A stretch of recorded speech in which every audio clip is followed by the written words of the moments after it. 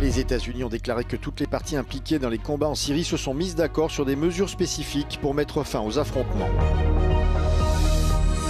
En Israël, le parti ultra-orthodoxe Chasse a annoncé qu'il quittait le gouvernement. Il fragilise ainsi encore plus la coalition au pouvoir, qui ne détient qu'une faible majorité au Parlement. La Commission européenne propose à l'Union d'augmenter le budget commun pour atteindre 2 000 milliards d'euros pour la période 2028-2034.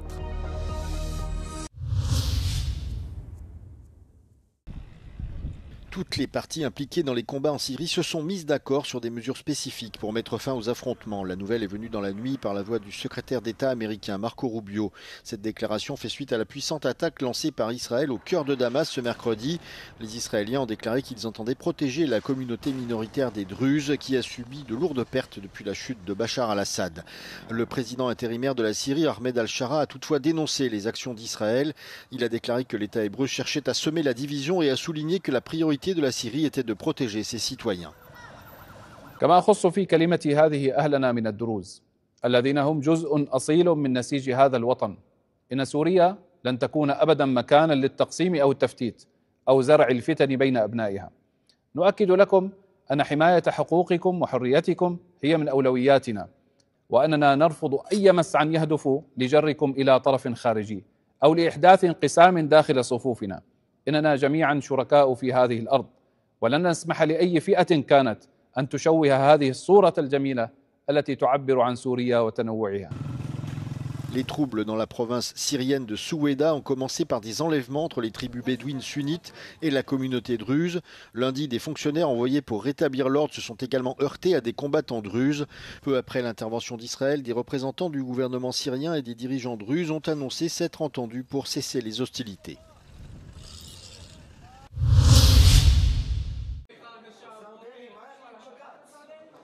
Nouveau revers politique pour Benyamin Netanyahou. Le parti ultra-orthodoxe Chasse a annoncé qu'il quittait le gouvernement, alors que la coalition au pouvoir détient une courte majorité de 61 sièges sur 120 au Parlement.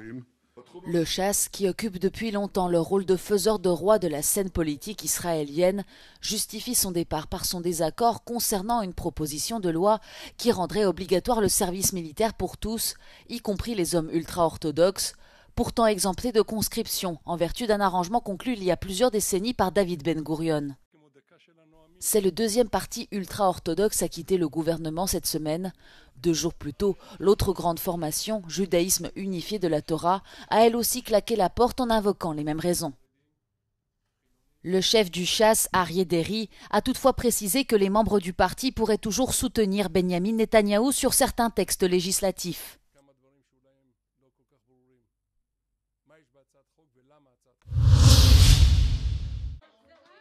Retour de Benyamin Netanyahou devant le tribunal de Tel Aviv, un procès interrompu depuis plusieurs mois. Il comparaît notamment pour avoir accepté des cadeaux de luxe en échange de faveurs politiques et d'avoir négocié une couverture médiatique favorable avec certains médias. Benyamin Netanyahou, dont le procès s'est ouvert le 24 mai 2020, est le premier dirigeant israélien en exercice à comparaître à la barre en tant qu'accusé pénal dans l'histoire du pays.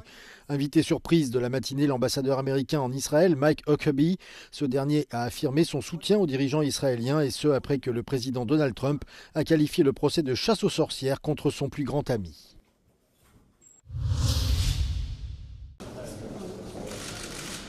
Une réunion cruciale se tiendra cette semaine à New York sous l'égide des Nations Unies pour relancer les négociations sur la réunification de Chypre.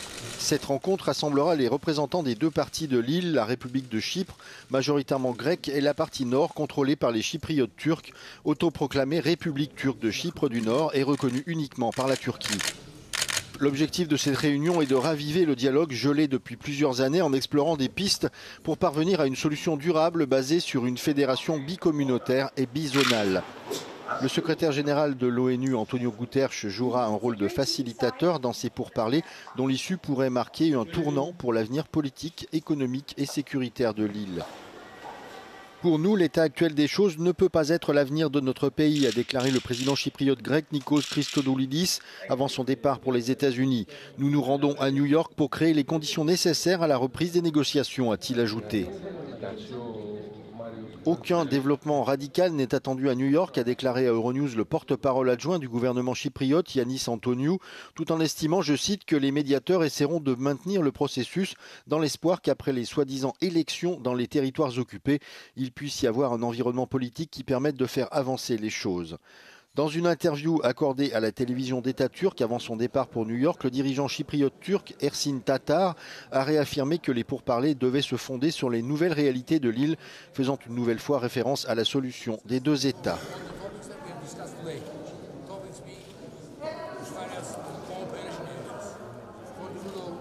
Benim için New York toplantısının önemi tekrar bu başlıkların gözden geçirilmesi ve bir kez daha orada mal mülk meselesi de dahil bütün bu konuları gündeme getirmek suretiyle Kuzey Kıbrıs Türk Cumhuriyeti'ni orada temsil etmek için ben oraya gidiyorum. Onlar bu meseleye farklı bakmaya çalışıyorlar ama ben ısrarla Birleşik temsilcilerine, gelene gidene beni oraya davet ettiniz madem ben oraya Kuzey Kıbrıs Türk Cumhuriyeti Cumhurbaşkanı olarak gideceğim ve Rum tarafına buyurunuz Kıbrıs'ın adanın gerçeklerine bağlı olarak her türlü işbirliğini yapalım. Yeter ki bunlar hem Kıbrıs Türk halkına hem Kıbrıs Rum halkına olumlu olarak yansısın. Ve dolayısıyla Kuzey Kıbrıs Türk Cumhuriyeti'nin de böylelikle statüsünü tabii ki yükseltmekteyiz. Çünkü iş yaparsak ve altında bizim imzamız var. Le ministre grec des Affaires étrangères Georgios Gerapetritis, qui aura aussi une réunion bilatérale avec le secrétaire général de l'ONU, Antonio Guterres, participe également aux sessions plénières de la réunion.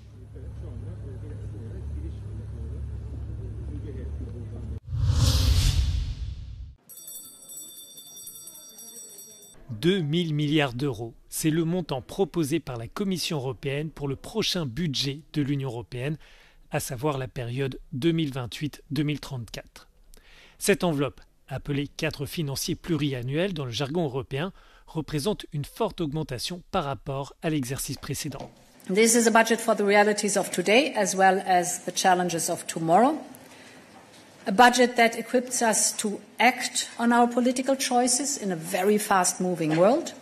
La Commission propose de rassembler les programmes européens en différents piliers. Le premier représente 48% de l'enveloppe totale. Ce volet couvre la politique agricole, la cohésion, la pêche ou encore la politique sociale. Mais ce regroupement en une seule enveloppe de programmes européens historiques provoque des inquiétudes parmi les États membres et dans le monde agricole. Le deuxième pilier concerne la compétitivité de l'Union, dotée de 410 milliards d'euros, soit 23% du budget proposé. Cette enveloppe doit financer l'innovation, l'industrie, les technologies propres, autant d'éléments qui doivent assurer la souveraineté européenne. Ce volet comprend aussi la défense et l'espace, qui voit son financement multiplié par 5. Le troisième pilier, qui représente 11% du budget proposé, concerne la place de l'Europe dans le monde, soit les partenariats stratégiques, l'aide humanitaire, mais également l'élargissement de l'Union. La Commission propose en plus une réserve de 100 milliards d'euros pour l'Ukraine. À peine présenté, ce projet de budget fait déjà l'objet de critiques. Les rapporteurs au Parlement européen évoquent un manque d'ambition et estiment que les calculs budgétaires ne tiennent pas la route. Ces eurodéputés soulignent que ce cadre menace des programmes historiques tels que la politique agricole commune. Enfin, ils craignent que cette structure favorise 27 programmes nationaux aux dépens d'une vision commune. Grégoire Laurie, Euronews, Bruxelles. 43,8 milliards d'euros d'économies. Ce mardi, François Bayrou a détaillé une série d'annonces qui permettront de réduire le déficit public. Le Premier ministre a assuré vouloir réviser l'abattement de 10% dont bénéficient les retraités et le remplacer par un forfait annuel de 2 000 euros. Il a également annoncé une année blanche pour toutes les prestations sociales. Les pensions de retraite seront gelées et donc désindexées de l'inflation qui devrait être de 1% cette année. Des mesures loin de faire l'unanimité.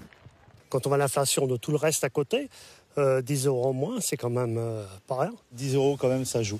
Ça joue quand même. C'est pas grand-chose, mais ça représente, on va dire, une comparaison, 10 baguettes.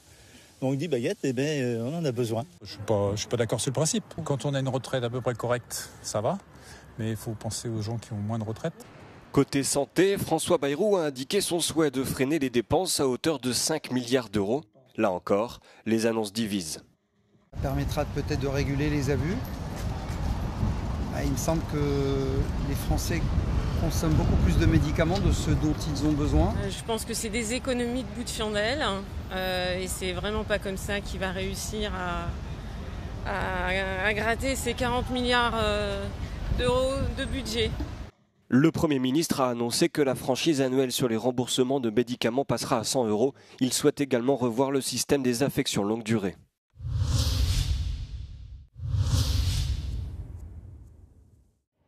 Coup dur pour le festival Tomorrowland en Belgique. À seulement 48 heures du coup d'envoi, un violent incendie a ravagé la scène principale du festival située à Boom dans le nord du pays. Des images postées sur les réseaux sociaux montrent une structure en proie aux flammes dégageant une épaisse fumée visible à plusieurs centaines de mètres. Le feu s'est déclaré en pleine journée sur la scène principale, le cœur du festival où se concentrent les installations les plus spectaculaires. Selon les médias locaux, la cause probable de l'incendie serait liée au dispositif pyrotechnique intégré au décor. Le feu se serait propagé rapidement le long de la structure et un second foyer a même été repéré par hélicoptère. Le bureau du procureur a ouvert une enquête pour incendie criminel. Le festival se déroulera malgré tout comme prévu selon les organisateurs.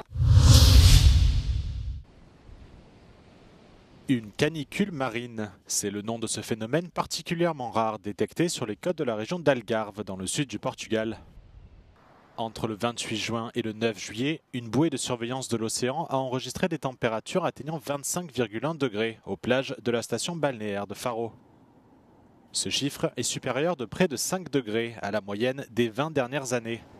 Les autorités ont qualifié le phénomène de canicule marine extrême. Cette hausse des températures de l'eau a coïncidé avec une forte vague de chaleur qui a provoqué au moins 284 décès au Portugal, en grande majorité chez des personnes âgées de 85 ans et plus. Les températures sont depuis revenues à la normale en Algarve, où l'eau de la mer était à environ 19 degrés mercredi, alors que la saison touristique bat son plein au Portugal.